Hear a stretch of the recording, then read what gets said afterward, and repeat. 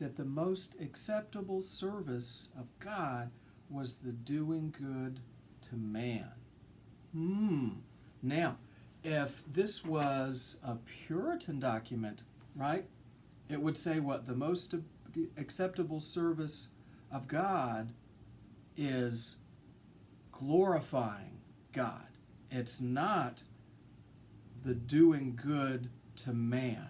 So if we think about this, this is a change of thought, right? A very pronounced shift and a very different way of thinking, right? So if we were to do a crude pictogram, right?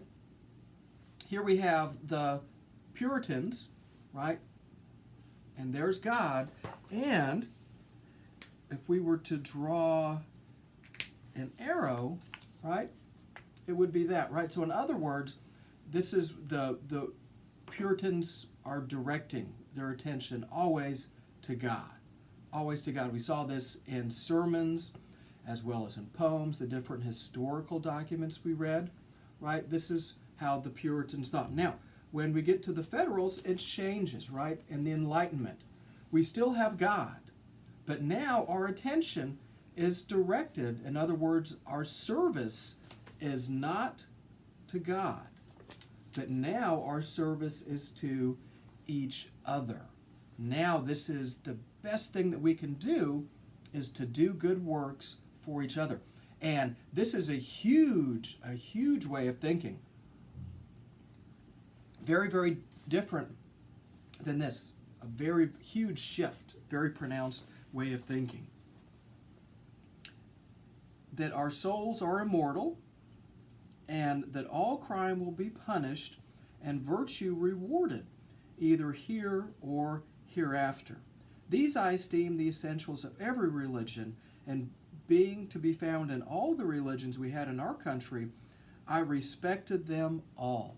Tolerance, though with different degrees of respect, as I found them more or less mixed with other articles, which, without any tendency to inspire, promote, or confirm morality, served principally to divide us and to make us unfriendly to one another.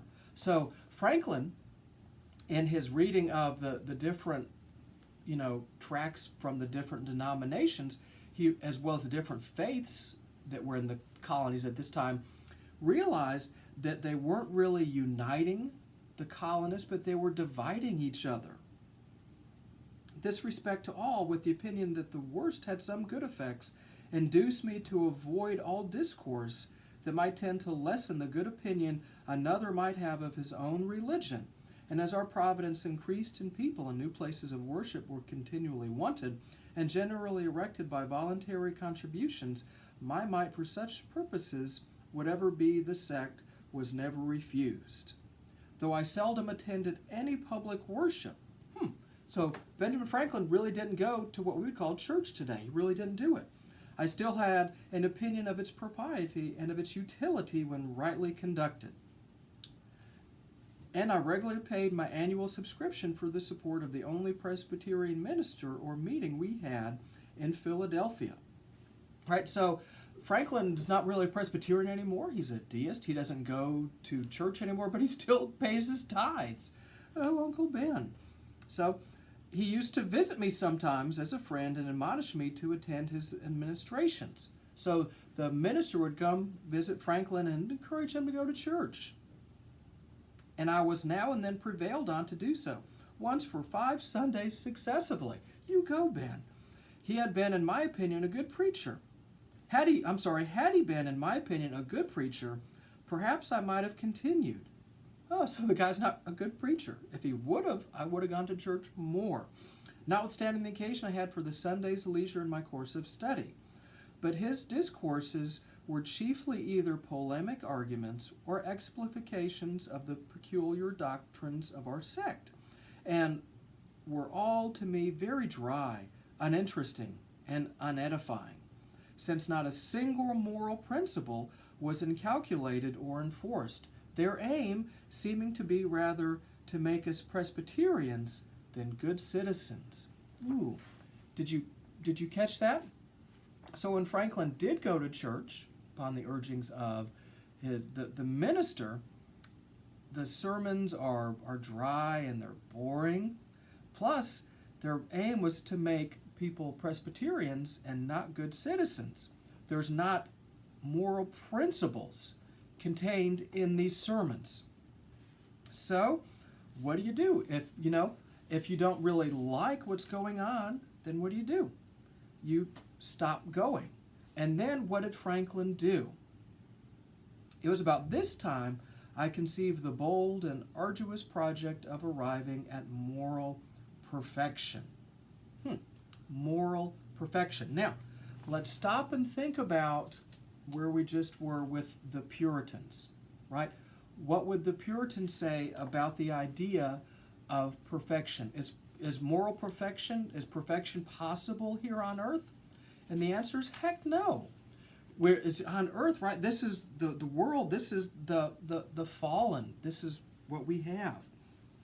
We can only achieve perfection in the afterlife, making it to heaven. That's where perfection is. This is the world of imperfection. And to try to reach perfection here on earth, it's something that where we were before with the Puritans, they would not have thought to do so. But now where are we? Right? We have a shift, a new way of thinking. Right? So now arriving at moral perfection.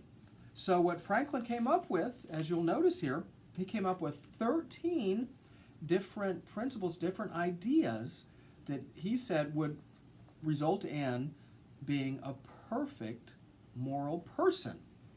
Temperance, silence, order, resolution, frugality, industry, sincerity, justice, moderation, cleanliness, tranquility, chastity, humility. Right? These are the things that Franklin thought would make a perfect moral person. So then what Franklin came up with, you'll notice he came up with the table, right? So there's the days of the week across the top of the table.